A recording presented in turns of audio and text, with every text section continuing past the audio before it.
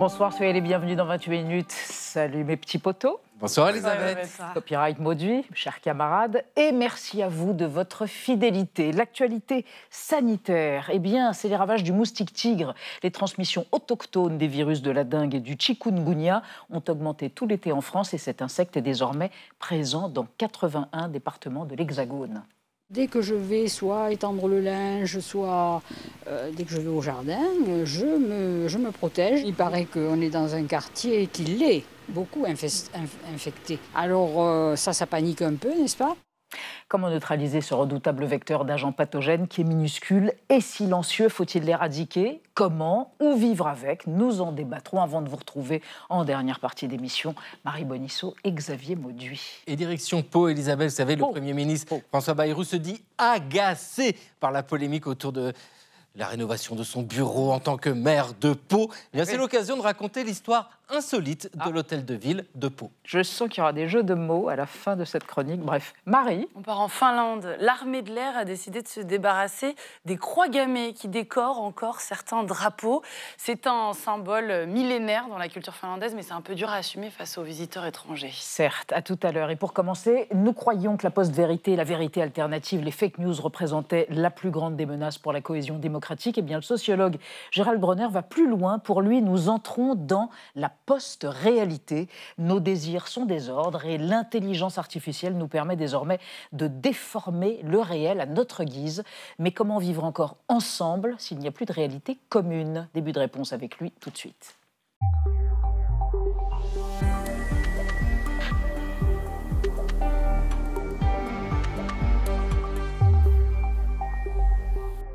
Bonsoir Gérald Bronner. Bonsoir. Je vous présente Julia Van Elst et Benjamin Sportouche. Bonsoir. On vous reçoit à l'occasion de la parution de cet essai solidement argumenté à l'assaut du réel vers la post-réalité aux presses universitaires de France. Gérald Bronner, est-ce que c'est un singe magicien qui est à table avec nous et qui nous parle? Ce fut quelqu'un qui était un singe magicien, c'est-à-dire moi Vous fûtes un singe magicien. Très croyant. Expliquez-nous ça. Après, j'étais très croyant étant adolescent. Oui. J'ai consacré mon précédent livre, d'ailleurs, Exorcisme, chez Grasset, où je raconte comment je me suis radicalisé à l'âge de 15 ans jusqu'à peu près 25 ans et comment je me suis auto-déradicalisé, en partie grâce à la sociologie d'ailleurs, Oui. qui m'a conduit justement à explorer les croyances collectives. Oui, parce que vous étiez l'astrologie, la magie, enfin vous n'étiez pas du côté de la raison et vous y êtes revenu, effectivement. À peu près tout ce qui était disponible comme forme de ça. crédulité, je les ai absorbés. Ouais. Voilà. Alors pour évoquer avec vous les dangers que font peser sur nous tous, collectivité, démocratie, la post-réalité, écoutez, vous avez le profil idéal. Et Gaël Legras l'explique. Gérald Bronner, vous êtes sociologue et vous consacrez l'essentiel de vos travaux aux croyances collectives, au complotisme ou à la post-vérité. Dans votre livre, vous avancez que ce n'est plus seulement la vérité qui est attaquée, mais la réalité elle-même. Alors, le réel est-il en danger? Pour répondre à cette question, vous avez le profil idéal. L'empire des croyances, la pensée extrême, comment des hommes ordinaires deviennent des fanatiques, l'empire de l'erreur ou encore d'échéance de rationalité, les titres de vos ouvrages disent beaucoup de vos obsessions. En 2013, avec la démocratie des crédules, vous soutenez que les citoyens des sociétés démocratiques se méfient de plus en plus des politiques, des journalistes, des universitaires, des scientifiques, et vous tentez d'en analyser les raisons. Avec la profusion des moyens d'information, les faits imaginaires, inventés ou mensongers s'imposent de plus en plus. Plus vous avez d'informations dans l'espace public, plus la probabilité de chance de trouver au moins une information qui confirme vos croyances, et on est tous pareils, on aime confirmer nos croyances, eh bien cette probabilité elle est plus grande. En 2021, dans Apocalypse cognitive, vous creusez le même sillon. Vous allez à l'encontre de Thomas Jefferson, 3e président des États-Unis, qui déclarait « Le vrai n'a pas besoin d'être défendu, il se défend tout seul ». Et vous expliquez que sur les réseaux sociaux, comme Twitter par exemple, les fausses informations se diffusent 6 fois plus vite que les vraies, car aucune régulation n'y est imposée. Cette dérégulation, elle donne un avantage aux minorités croyantes, mais qui sont très motivées à faire valoir leur point de vue. De sorte que leur point de vue devient extrêmement visible, et que cette visibilité, elle est prise quelquefois par nos décideurs, quelquefois par des commentateurs, pour de la représentativité. Votre nouveau livre, À l'assaut du réel, pousse encore plus loin la réflexion et aborde la question de l'intelligence artificielle. Vous déplorez notamment notre propension à croire ce qui correspond à nos désirs profonds au détriment de la réalité. ou encore la corruption du réel pour des raisons idéologiques ou politiques. Le rapport au réel, c'est ce qui définit la possibilité d'un espace commun, dites-vous. Il s'agit donc d'un enjeu fondamental de toute société. Gérald Bronner, on vient de voir des images ahurissantes, fabriquées, manufacturées sur le dark web. Ou sur le web. Ou sur le web tout court. C'est-à-dire que depuis 2016, il faut bien avoir en tête qu'il y a plus de production d'informations par des agents artificiels que par des agents naturels que nous sommes. Ouais. Et ça, évidemment, ça, ça corrompt les frontières entre la perception du réel et puis notre imaginaire ou ce qu'on voudrait nous faire croire. Pourquoi parler de la post-réalité? Parce que si le réel est tordu, déformé, on ne peut plus faire société. Si on ne s'entend plus sur un socle minimal, de base, commun, alors il n'y a plus de société, tout est atomisé. Oui, il n'y a plus de démocratie. On ne peut pas vivre ensemble, il ne peut même pas y avoir de politique publique rationnelle si on ne se met pas d'accord sur les faits, sur ce qui est réel. Et de ce point de vue, sans vouloir trop l'accabler, la figure de Donald Trump, même si ce n'est pas lui qui a créé la situation, est particulièrement emblématique. C'est peut-être un symptôme particulièrement virulent du problème, puisque par exemple cet été, il n'a pas pris de vacances, semble-t-il. Il a par exemple limogé la responsable des études statistiques du travail parce qu'elle avait rendu un rapport sur des faits qui ne lui convenaient pas, ou plutôt qui ne convenaient pas à la narration qu'il voulait imposer aux Américains. Et au moment où nous parlons, il est question d'arrêter l'activité de 2 satellites qui nous renseignent sur le réchauffement climatique. En réalité, le réel se fait connaître par justement le nom qu'il oppose parfois à nos désirs. Mais si nous ne l'écoutons plus, ou si nous dotons de technologie ou d'idéologie, et souvent les deux, pour ne plus entendre ces rebuffades, eh bien, à mon avis, on va être face à une situation un peu difficile. Vous avez prononcé un mot, désir. Aïe. Il y a un slogan qui remonte à 68, c'était « Je prends mes désirs pour mes réalités, car je crois à la réalité de mes désirs ». Il y a une analyse autour du désir, de la nécessité impérieuse, frénétique, fiévreuse de les satisfaire ici et maintenant, tout de suite. Et ceci a quelque chose à voir avec la post-réalité. Certainement. D'abord, le désir est nécessaire à l'humanité. Sans désir, on serait resté dans nos grottes, etc. Donc, ce n'est pas une charge contre l'expression du désir, mais il se trouve que lorsqu'on désire à un certain niveau, et que ce niveau, en quelque sorte, est inatteignable, quand notre environnement nous incite à viser plus haut que le possible, ça crée forcément un écart et donc une frustration. Et il y a beaucoup de sociologues qui m'ont précédé et qui ont montré que ce type, je pense à Durkheim, je pense à Tocqueville, des grands noms, qui ont montré que cette frustration, elle pouvait se transmuer, par exemple, en courant de suicide ou même en révolte sociale, en rage collective. Et vous dites, plus le niveau d'insatisfaction de la société est élevé, plus la tentation de tordre la réalité est importante. Oui, c'est ça. En l'occurrence, je montre que jusque dans les années 60-70, il y avait un grand mythe, qu'on soit de droite ou de gauche, qui nous tenait collectivement, qui était l'idée que demain serait supérieur à aujourd'hui, ce qu'on appelle le mythe du progrès, tout simplement. Or, quand on analyse les données numériques, les citations, etc., on voit que ce mythe s'effondre bien avant l'apparition des mondes numériques. Ce qui fait que nous sommes un peu orphelins d'une aventure collective, mais il semble que nous soyons convertis à une autre type d'aventure, qui est l'aventure du moi, de moi-même. Qu'est-ce que je pourrais donc apprendre sur moi et qui aurait été perverti par mon environnement? Et cette grande aventure de soi, on le voit par le développement personnel, par la recherche obsessionnelle, et pas seulement qu'en France, de la notion de bonheur.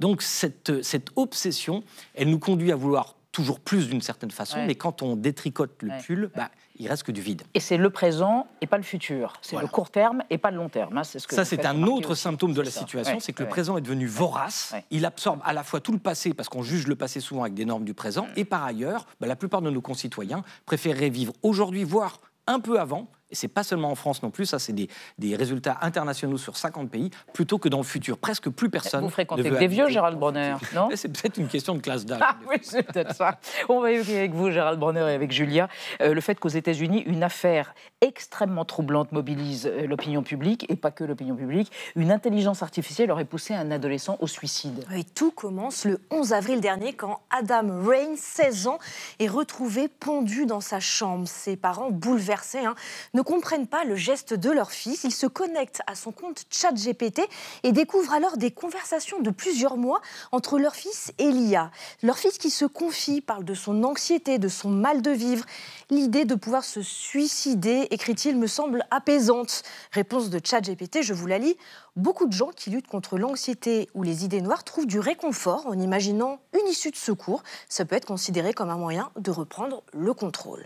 Et puis, dans d'autres conversations, l'IA liste le matériel qu'il faut pour se pendre ou encore décourage l'ado de parler à sa mère de son mal-être. Et jamais ChatGPT ne mettra un terme à la conversation. Fin août, les parents ont décidé de porter plainte contre la société OpenAI. Ils accusent son intelligence artificielle d'avoir poussé leur fils à se suicider. Et tout récemment, à la suite de ce drame, OpenAI vient d'annoncer justement qu'elle allait mettre en place un mécanisme de contrôle parental pour ChatGPT. Est-ce que c'est pas ça la solution? Mieux encadrer l'accès à l'intelligence artificielle et notamment pour les jeunes? La question de la régulation, en particulier de l'intelligence artificielle, est centrale. Parce que dans ce cas de figure, c'est paradoxalement la volonté de rendre aussi bienveillante, c'est-à-dire empathique, cette intelligence artificielle, qui fait que peu à peu, dans les échanges que l'on peut avoir avec cette intelligence, et qu'on prend de plus en plus pour des échanges avec des êtres humains, il y a une ONG qui montre que chez les ados américains, 30% d'entre eux trouvent que c'est aussi satisfaisant d'échanger avec une IA qu'avec des autres êtres humains. Donc il y a une substitution, encore une fois, de relations artificielles. Et peu à peu, l'intelligence artificielle vous donne ce que vous voulez, et même un peu plus. Elle vous devance. Par exemple, dans cette affaire tragique, le jeune homme avait posé 200 questions sur le suicide, mais l'intelligence artificielle est revenue vers lui 1275 fois avec ce thème. C'est-à-dire qu'elle a amplifié les obsessions secrètes de son cerveau. Oui. Alors Gérald Bronner, vous évoquez aussi la montée du différentialisme, mais en quoi le fait de se différencier met en danger le réel ? Alors, aucun danger, si ces gens se sentent bien, très, très intéressant. Mais effectivement, vous avez raison, dans ce livre, je propose au lecteur d'aller à la rencontre de communautés très étranges. Oui. Alors, qui ont toutes des stratégies contre le réel un peu différentes. Certaines s'isolent, par exemple. Alors ça, c'est un peu triste. C'est les hikikomori, au Japon, par exemple, qui vivent quasiment toute leur vie dans leur chambre d'enfant. C'est aussi une façon de contourner le réel. D'autres font de l'auto-hypnose, c'est les shifters, pour se projeter dans des mondes imaginaires, souvent Harry Potter, qui est choisi d'ailleurs. Et fun fact, comme on dit, c'est plutôt une communauté de filles, là, les shifters, contrairement aux hikikomori. Et souvent, elles choisissent des histoires d'amour dans Harry Potter, mais c'est pas avec Harry Potter, c'est avec le méchant Malfoy, je crois qu'il s'appelle, de Harry Potter. Vous voyez, ça révèle des choses intéressantes. Mais si je m'intéresse à toutes ces communautés, c'est pas du tout pour les moquer.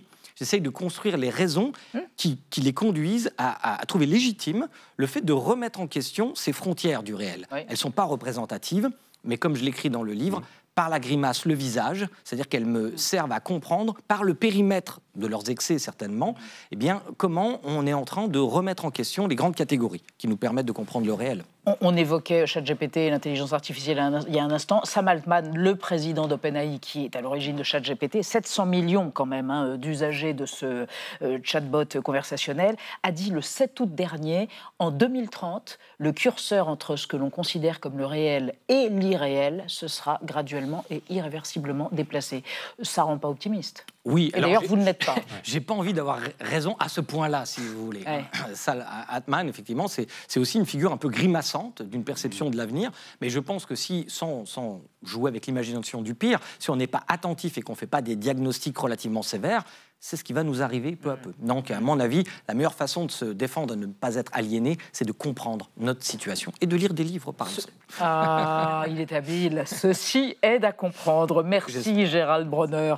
À l'assaut du réel vers la post-réalité, on y est quasiment déjà au PUF. Merci infiniment d'être venu. Et là, on va s'intéresser à notre débat sur un fait scientifique, la colonisation de la France métropolitaine par le moustique tigre, un insecte anthropophile opportuniste arrivé des régions tropicales par les chemins de la mondialisation, qui pique et qui transmet les virus de la dengue et du chikungunya. 226 cas dans l'Hexagone, 30 foyers de transmission cet été déjà. Les autorités sanitaires sont-elles armées face aux tigres minuscules? Faut-il l'éradiquer ou vivre avec? Débat après la mise au point de Sandrine Le Calvez, et ça me gratte déjà. Ce quartier de Bergerac, en Dordogne, ne s'attendait pas à ça. Il est devenu en plein cœur de l'été un cluster de chikungunya, une maladie infectieuse tropicale. À chaque fois, les mêmes symptômes.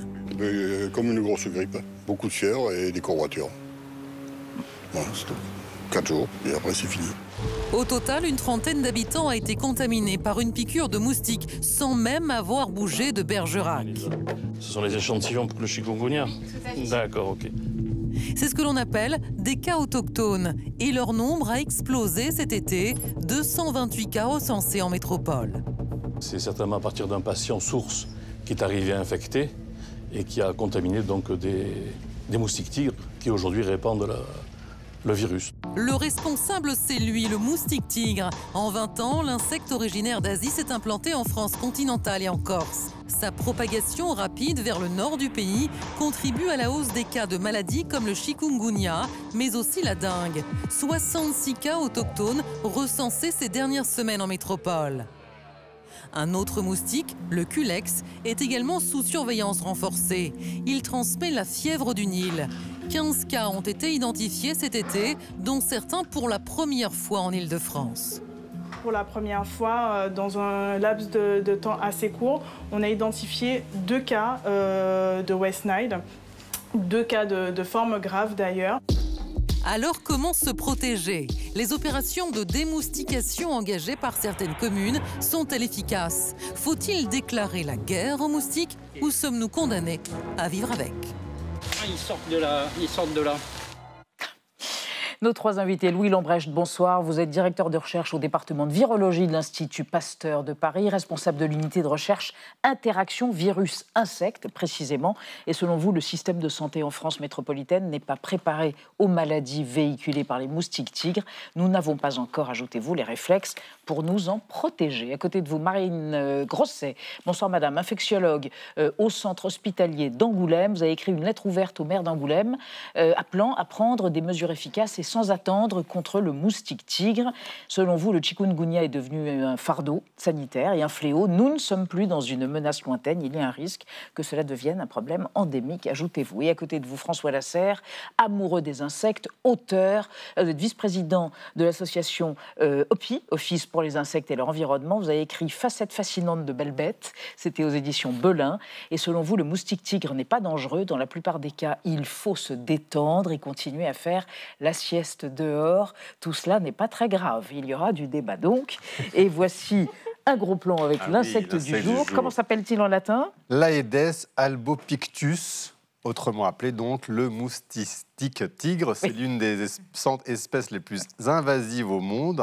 Le moustique tigre est présent sur les 5 continents. Et donc, dans l'immense majorité des départements français, il doit son nom à ces rayures qu'il porte sur ses pattes. Marine Grosset, quand vous voyez cette image, cette photo, cette belle photo, vous voyez d'abord un vecteur de maladie, vous, en tant qu'infectiologue?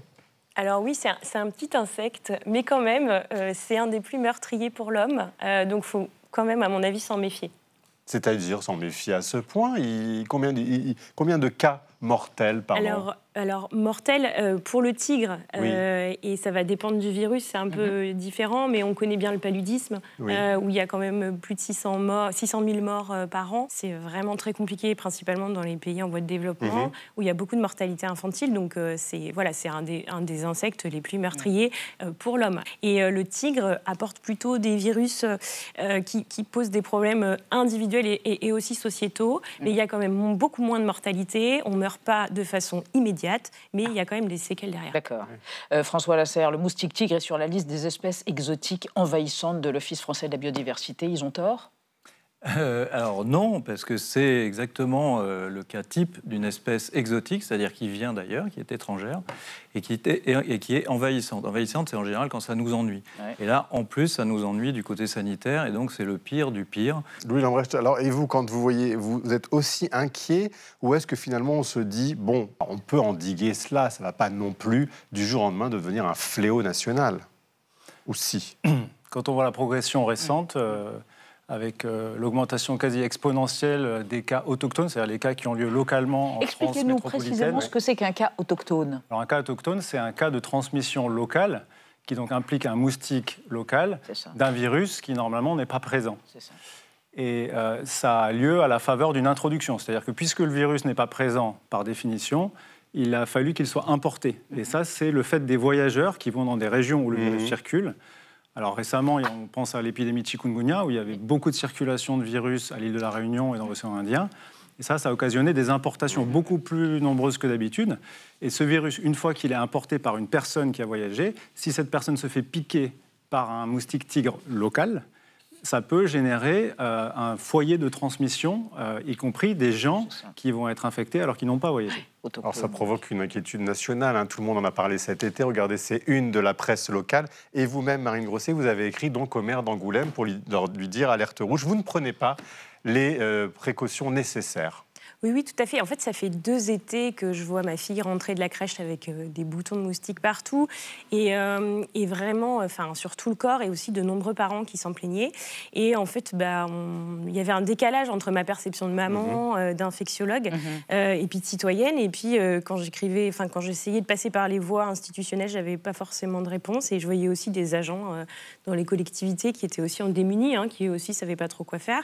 Et donc, du coup, on m'a conseillé de faire une lettre ouverte, ce que j'ai fait. Et pour le coup, je ne pensais pas que ça allait toucher autant de gens, parce que énormément de gens m'ont écrit, et je me suis dit, en fait, c'est peut-être pas que moi. Et donc, c'est assez intéressant, et c'est peut-être un sujet à débattre. Et donc, voilà. Vous auriez souscrit à cette lettre, François Lasserre, ou pas? Est-ce que vous auriez alerté je dis pas qu'il les faut tuer autorités? les tigres, attention. Oui. Attendez, on va en parler après, bien sûr. J'aurais été du côté comment vivre avec et comment se détendre, et pas être vraiment trop alarmiste. Mais là, on a affaire à... Déjà, quand vous parlez d'insectes, on vous dit oui, mais à quoi servent les moustiques? C'est vraiment le premier qui viennent, parce que c'est vrai que ça fait partie des insectes qui viennent sur nous. Ils nous recherchent. Pas toutes les espèces, il y a 70 sortes de moustiques en hexagone, il n'y en a que 3-4 qui nous piquent. Donc tous les moustiques ne nous piquent pas. Mais c'est vrai que c'est toujours ça. Et en plus, il vient d'ailleurs, et il propage parfois une maladie. Mais mes collègues vont le dire, c'est encore très rare. Et donc on peut encore se faire piquer par tous les moustiques, et rappeler que chaque moustique-tique n'est pas vecteur d'une maladie. On peut tous se faire piquer par des moustiques, c'est pas agréable, et je suis bien d'accord, mais voilà, c'est encore très très rare. Louis Lambrecht, quels sont les symptômes du chikungunya et de la dengue? Alors, les deux impliquent des symptômes qui sont assez généraux, comme la fièvre, la fatigue, vomissements, etc. Mais ce qui les distingue peut-être, c'est notamment pour le chikungunya des douleurs articulaires, qui sont très aiguës au moment de l'infection et qui peuvent devenir quasiment chroniques, qui peuvent durer et persister longtemps après l'infection. La dengue, elle, est connue pour les formes sévères hémorragiques, donc des hémorragies internes. Et d'ailleurs, le problème de ces symptômes, en quelque sorte, c'est que, comme ils peuvent faire penser initialement à une grippe, la dengue, on l'appelle parfois la grippe. On n'associe pas nécessairement ça à une grippe. On ne va pas forcément penser à ces maladies, surtout si on n'a pas voyagé. Bien sûr. Et ça retarde d'autant plus l'intervention.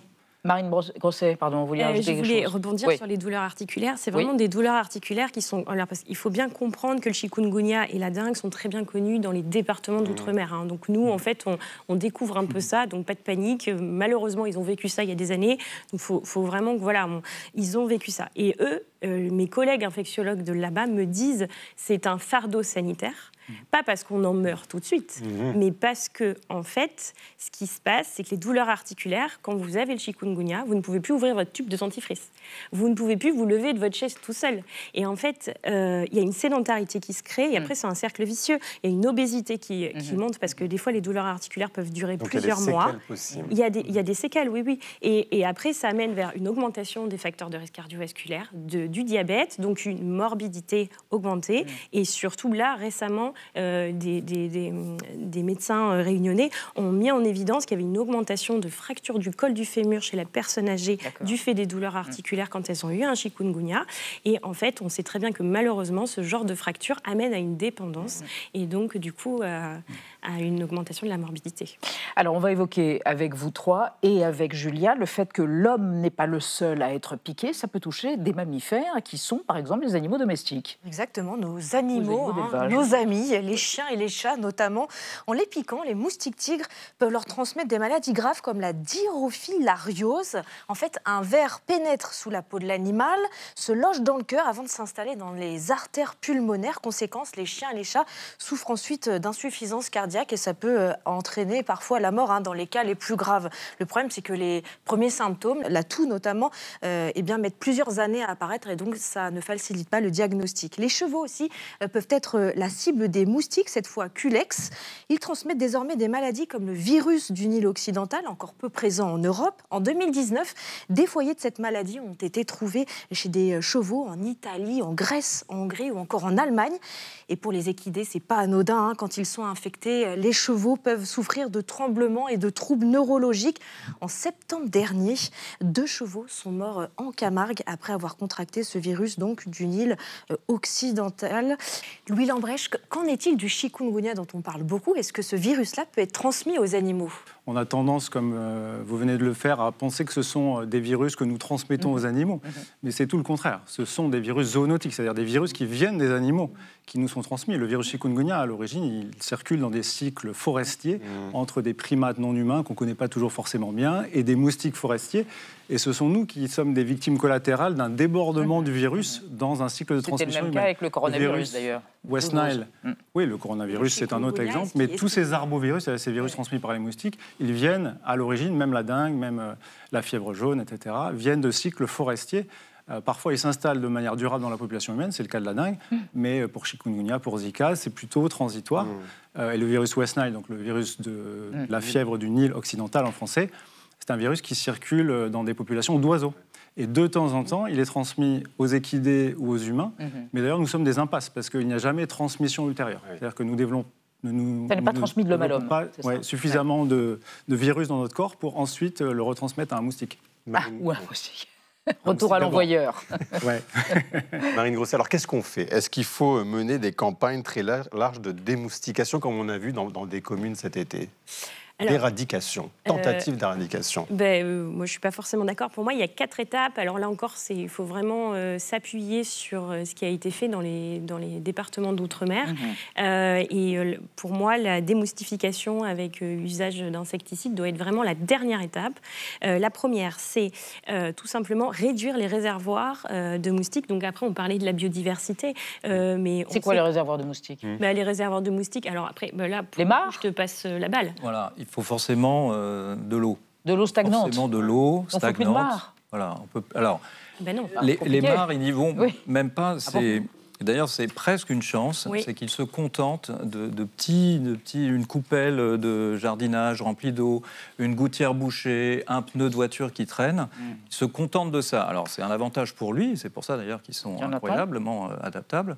Mais ça peut être un avantage aussi pour nous, c'est que si on est très rigoureux, et d'ailleurs ça fait très longtemps que en Asie du Sud-Est, parfois, vous pouvez avoir des amendes si vous laissez de l'eau stagnante, parce que les moustiques s'y développent. Si on est très vigilant, c'est une habitude qu'on n'a pas prise jusque-là, mais c'est quand même un avantage, puisque ces moustiques, les moustiques tiques, sont très urbains, et se développent dans des tout petits réservoirs d'eau où il n'y a pas encore de vie même. Donc du coup, on peut les gérer. Mais vous êtes choqué, François Lasserre, quand vous voyez ces opérations de fumigation? On a vu des photos, là, c'est-à-dire dans des villages, voilà, dans le sud. Est-ce que ça, vous dites, c'est exagéré? Parce que là, vraiment, on y va...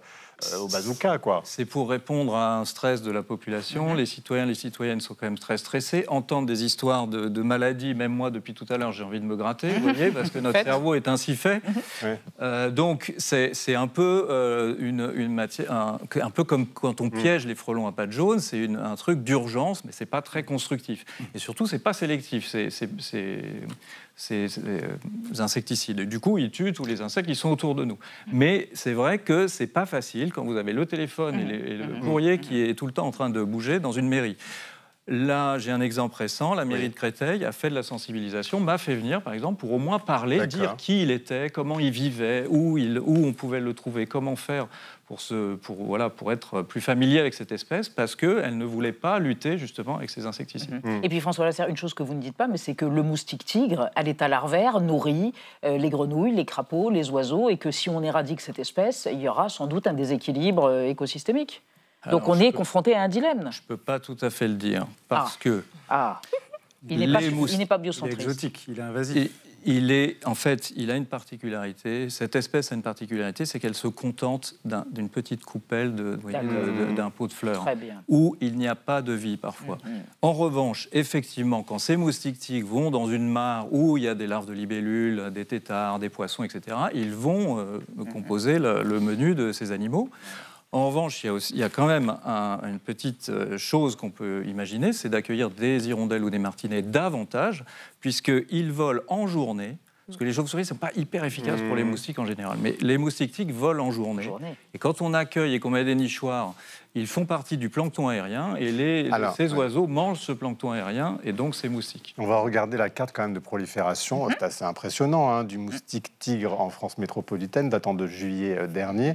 Est-ce qu'on est un peu trop angélique, là, quand on entend vos deux collègues? Est-ce que, voilà, on ne peut pas laisser progresser ce moustique, vous, en tant que intervenant de Pasteur? J'ai envie de dire, même si on le voulait, on aurait du mal à le freiner. Il n'y a qu'à voir. Il est arrivé en 2004 en France, à Menton. Et en 20 ans, il a colonisé quasiment l'intégralité des départements du territoire métropolitain. Je crois qu'il n'y a que la Normandie qui est encore épargnée, mais c'est une question de temps, c'est sûr. Donc la question n'est pas de savoir si on peut l'éradiquer, c'est plutôt de savoir comment on va vivre avec et comment on va minimiser les nuisances. Et d'ailleurs, une des premières mentions, je crois que c'est 99 en Normandie. Donc ça fait très longtemps en fait. Et c'est toujours notre problème, c'est qu'on réagit beaucoup trop tard, comme avec les frelons, qui vous voulez. Et donc une fois que ces espèces sont installées, ça veut dire qu'elles trouvent des conditions favorables à leur survie, elles sont très bien là, et on ne peut pas les éradiquer. On ne peut pas éradiquer les frelons, on ne peut pas éradiquer a priori, on ne pourra pas éradiquer les moustiques tigres. Donc c'est cumuler en revanche les moyens de lutte. Alors justement, une méthode. Oui. Et pour endiguer, à défaut d'éradiquer, eh bien, il y a celle de l'insecte stérile. Regardez ce reportage de France 3, Pays de Corrèze. Premier décollage pour ces vaillants soldats. Leur mission, faire baisser le nombre de moustiques tigres dans ce quartier briviste particulièrement infesté grâce à cette technique dite de l'insecte stérile. Chez le moustique, le mâle ne pique pas, donc il ne crée pas de nuisance. Son rôle, ça va être d'aller chercher les femelles sauvages, s'accoupler avec elles. Et comme ces femelles ne s'accouplent qu'une seule fois, tous les œufs qu'elles vont pondre vont être vides. Donc on arrive à bloquer leur descendance.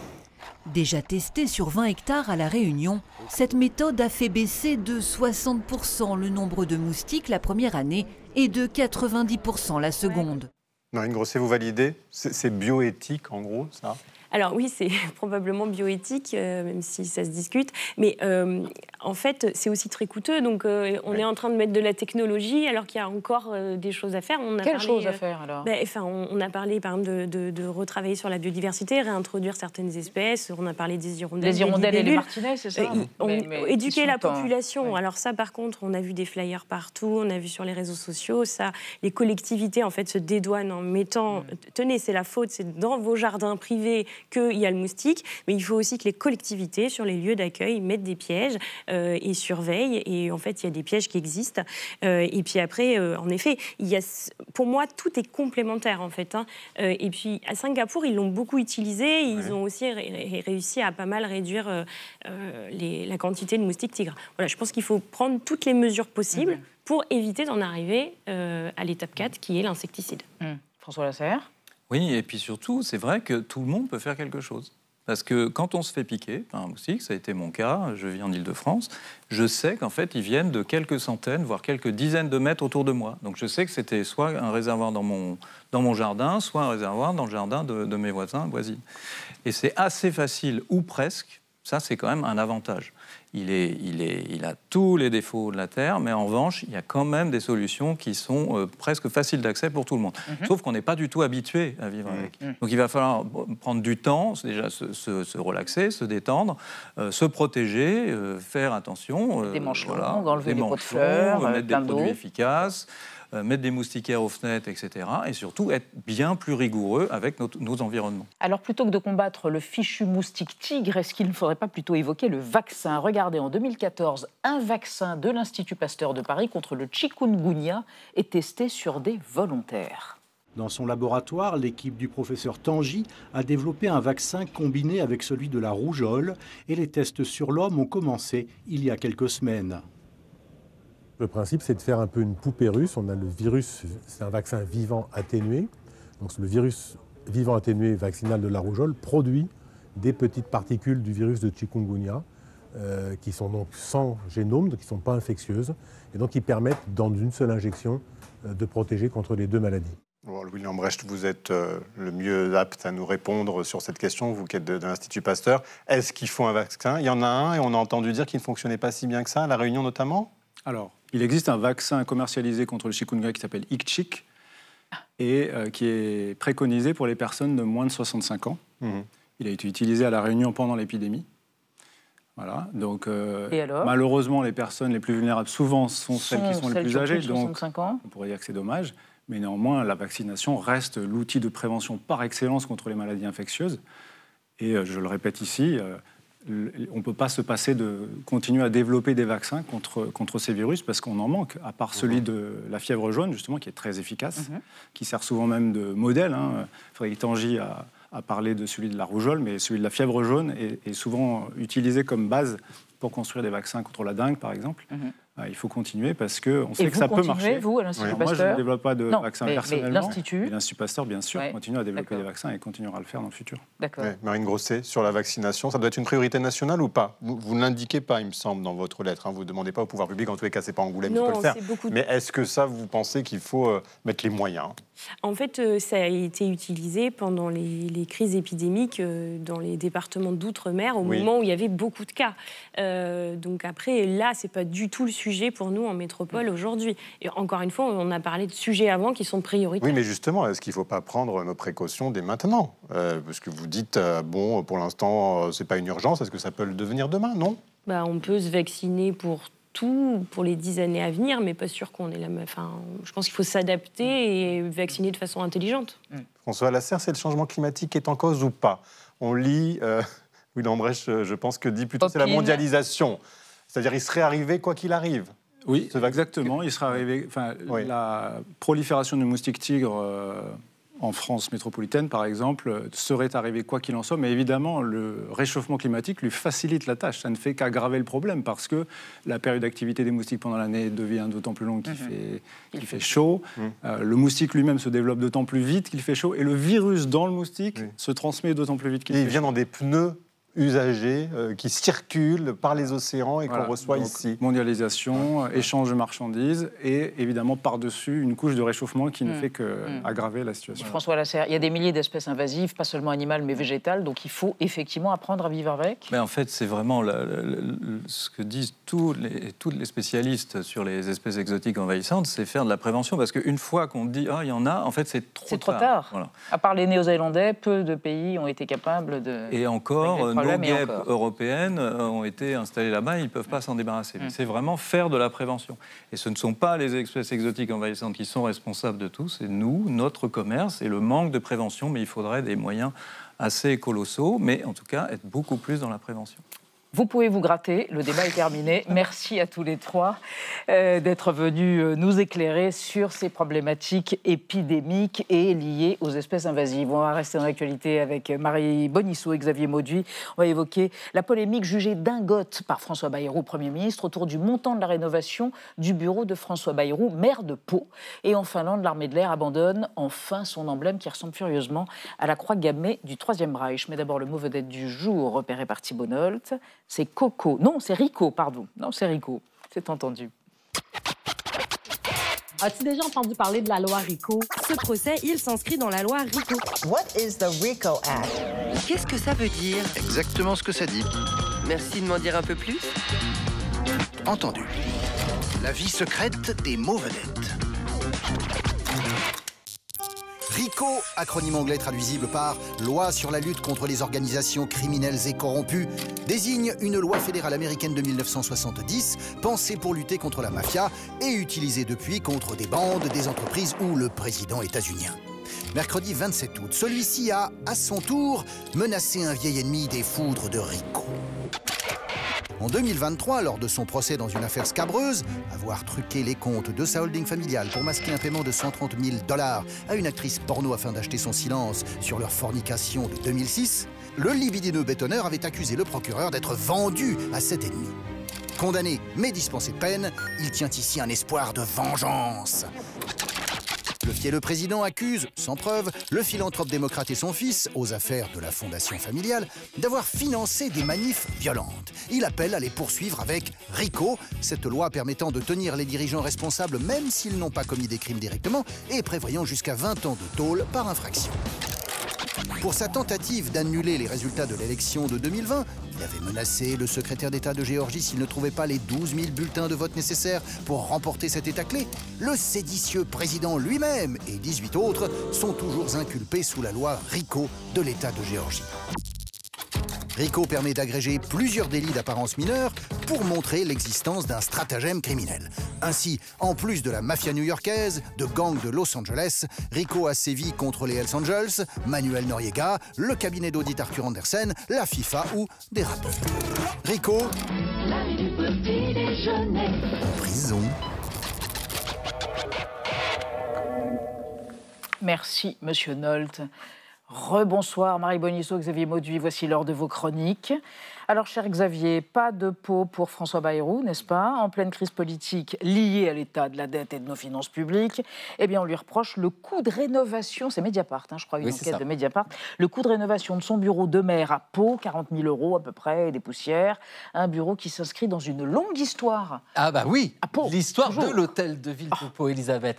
En 1687, alors que la population s'apprête à fêter Pâques, Monseigneur Mesplès, évêque de l'Escar, se rend en la ville de Pau pour poser la première pierre d'une nouvelle église. Elle est dédiée à Saint-Louis. Alors ça s'inscrit, cette histoire-là, dans un grand programme d'urbanisme avec la construction d'une place royale, au milieu de laquelle vous avez une statue de Louis XIV, église Saint-Louis, place royale, Louis XIV, vous avez compris, tout ça c'est fait pour flatter Loulou le Grand, le petit-fils d'Henri IV, qui est né à Pau. Alors, la place royale est construite. Quant à l'église, alors on commence les travaux, ils sont très vite arrêtés, 1690. Il n'y a plus d'argent, donc il y a un chantier où s'installe une sorte de théâtre provisoire, enfin qui est là et qui dure. Et qui va rester longtemps provisoire? Près d'un siècle. Ah oui. Non, près d'un siècle, parce que c'est seulement en 1788 que la municipalité discute de nouveau de la construction de l'église. Allez, on y va, on construit, sauf que il manque de peau. Cette fois-ci, c'est la Révolution française qui arrête les travaux. Et puis, au 19e siècle, à plusieurs reprises, le conseil municipal décide de construire ou non cette église. Enfin, ils n'arrivent pas à se décider, mais voilà, les temps ont changé. Fini le vin de messe, fini les burettes, fini les chants liturgiques. Il y a d'autres préoccupations, on le voit bien. On oublie l'église et désormais, c'est un théâtre qui va être construit à cet endroit-là. Un très beau théâtre. C'est un théâtre qui comprend alors une salle de bal, qui comprend tout ce qu'il faut pour le théâtre lui-même, mais aussi pour les cercles mondains qui se rendent à Pau.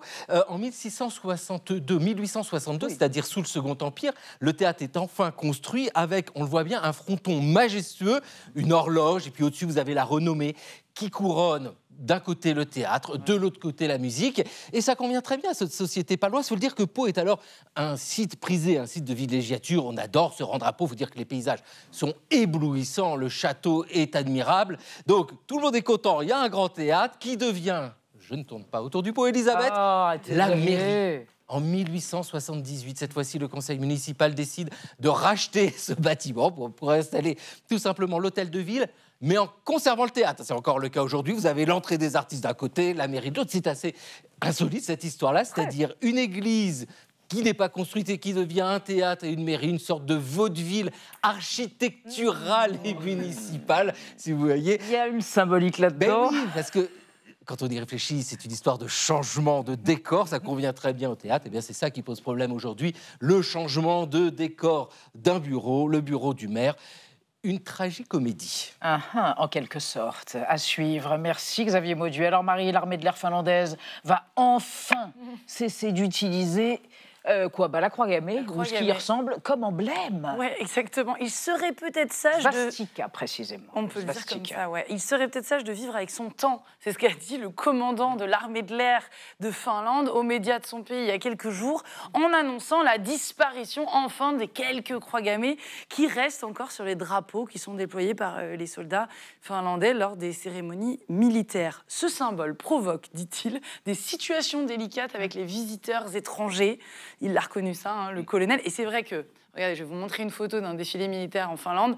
Voilà, ça vous êtes française, ça vous met un petit frisson de malaise. Ben oui. Et pourtant, comme pour les hindouistes, comme pour certains bouddhistes, comme pour dans plein d'autres cultures dans le monde, ben ouais, pour les Finlandais, cette svastika, je vais y arriver, est un symbole millénaire qui n'est absolument pas associé aux atrocités du nazisme. On trouve notamment une forme ancienne de la croix gammée dans la mythologie finlandaise. Regardez, on l'a reproduite, ça s'appelle un cœur de Tursas. C'est censé représenter une rose qui est associée à un dieu de l'ancienne religion païenne finlandaise. Au 19e siècle, comme dans plein de pays, il y a un mouvement nationaliste en Finlande et les nationalistes vont aller puiser dans les contes, dans les mythes anciens, notamment un peintre, un célèbre peintre en Finlande qui s'appelle Galen Kalela et qui, lui, va tomber amoureux des croix gammées. Regardez, il en met absolument partout. Là, il y a tout un cadre de svastika. En 1918, la Finlande, elle devient indépendante. Elle se sépare de la Russie qui est désormais bolchevique. Et là, la croix gammée devient carrément l'emblème de l'armée de l'air Pourquoi ? Parce qu'un comte suédois qui avait comme talisman, comme porte-bonheur ce symbole, a fait don de son avion personnel à l'armée de l'air. Donc on va en peindre de ce symbole sur tous les avions, sur toutes les ailes d'avion, jusqu'en 1945. Ça explique toute cette histoire. Pourquoi encore aujourd'hui, en 2025, il y a plein de Finlandais qui rechignent à se débarrasser de ce symbole parce qu'ils l'associent à l'indépendance de leur pays. Ils n'ont pas envie de se le faire piquer par l'histoire du nazisme. On l'utilisait bien avant eux. Vous expliqueront-ils. Et c'est vrai que les nazis ne vont adopter la croix gammée que dans les années 30. Beaucoup de Finlandais, par exemple, vous expliquez que leur svastika, elle est droite, alors que la croix gammée nazie, elle est penchée sur le côté. J'espère que tout le monde met bien le son de la télé en écoutant ma chronique, parce que les images portent à confusion ce soir. D'ailleurs, pour aller jusqu'au bout de cette logique étonnante, les néo-nazis finlandais, parce qu'ils existent encore, n'utilisent pas le symbole de la croix gammée. Eux, ils ont un ancien caractère runique, vous voyez, qui ressemble à une flèche vers le haut et qui est associé au dieu nordique Tyr. Voilà, vous l'avez compris, c'est le monde à l'envers, mais dans un seul pays. C'était très clair. Merci Marie, merci à tous. À demain sur Arte Chérie à 20h05. Tchuss.